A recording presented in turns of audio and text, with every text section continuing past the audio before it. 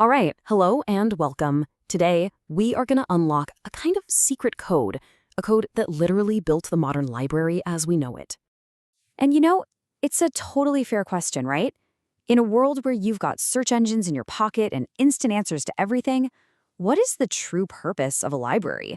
Why do we still have these buildings full of books? Well, the answer, and this might surprise you, isn't some brand new idea. It's actually a philosophy, a set of 5 simple but powerful laws that were written down almost 100 years ago. And believe it or not, they might be more relevant today than they've ever been.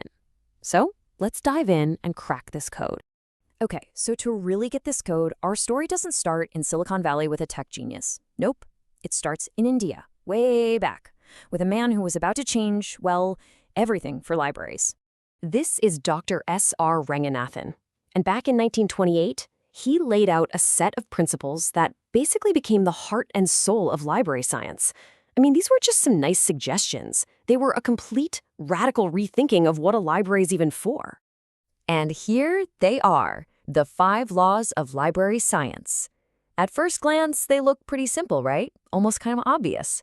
But trust me, hiding underneath that simplicity is a really deep philosophy that guides everything. I'm talking everything from where the library is physically built to how the books are arranged on the shelves. So let's break them down one by one. All right, let's kick things off with law number 1. Now, it sounds super simple, but this one idea, wow, it was an absolute game changer for what people even thought a library was. Just 3 words, books are for use. Simple, right? But those 3 words sparked a full-on revolution. See, before this, libraries were mostly thought of as archives. The main goal was just preservation, keeping the books safe. We're talking sometimes literally chained to the shelves. This law just completely flipped that idea on its head. Ranganathan was like, look, preservation is important, sure, but only so that the books can be used. The whole point, the big takeaway, is access. And this is where you can see that philosophy in the real world. I mean, think about it. Why is your local library usually right in the middle of town? So it's easy for you to get to. Why does it stay open late? So people with jobs can actually use it.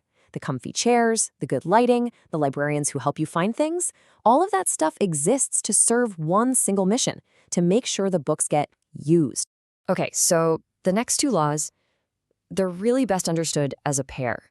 Think of them as 2 sides of the same coin. Together, they create this kind of perfect matchmaking service, but for people and information. What I love here is the symmetry. Check this out.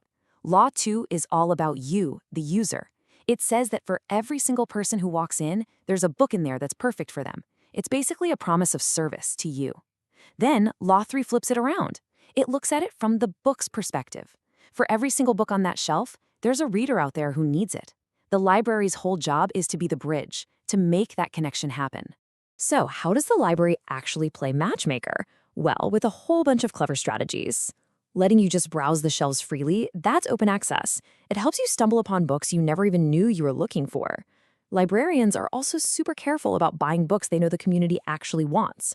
And then, just by arranging books by subject, they're putting similar ideas right next to each other for you.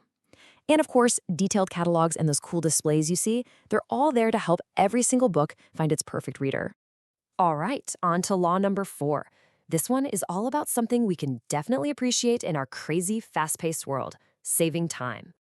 Yeah, save the time of the reader. This law is built on a simple, powerful idea. Your time is valuable. It's not enough for a library to just have the information. It has to help you get to it and get to it fast. The whole philosophy here is that the library itself has to be a super efficient system. Every single process, from the moment you start looking for a book to the second you check it out, should be designed to get rid of any hassle and get you on your way as quickly as possible. And you see this law in action all over the place. Those clear signs that help you find the right aisle, that's Law 4. An expert librarian at the reference desk who can answer your question in like 2 minutes, that's Law 4. A super fast and easy checkout system, you guessed it. Even branch libraries exist for this reason, to bring the library closer to you and save you a trip. It is all about respecting your time. And now for the fifth and final law.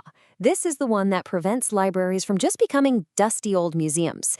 This law ensures they stay dynamic, living things that are always ready for what's next. The library is a growing organism. And that's not just a cute metaphor, it's a literal blueprint for how a library should be planned and managed. The key idea? A library is never, ever done. But what's really cool is how Ranganathan thought about this growth. He said there are two types. You've got child's growth, that's a brand new library just rapidly getting bigger, adding more books, more space. But then you have adult's growth. This is for a mature library. It doesn't just expand endlessly. Instead, it grows by renewing itself, weeding out the old, outdated stuff to make room for what's new and what's needed now. So, the big takeaway here is that this law forces libraries to always be looking ahead. They have to think about flexible buildings that can change. They have to adjust their staff as the community's needs change. And they have to be constantly weeding and growing their collection. Because a library that isn't changing, well, it's a library that's dying. So let's stop for a second. These laws were written in 1928. How on earth could they possibly apply to our crazy digital world today? Well, as it turns out, they hold up incredibly well.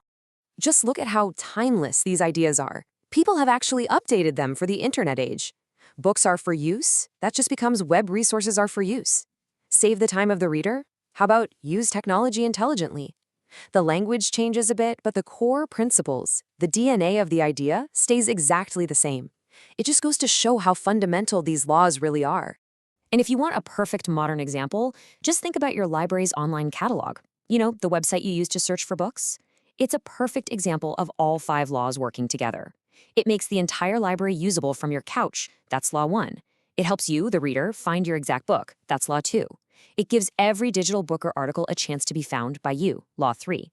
It saves you a ton of time. Law 4. And it's a system that's constantly growing and being updated. That's Law 5. It's all right there.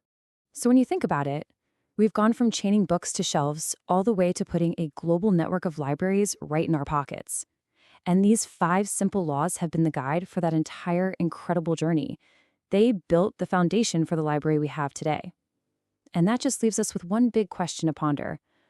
What are our laws for information going to be tomorrow?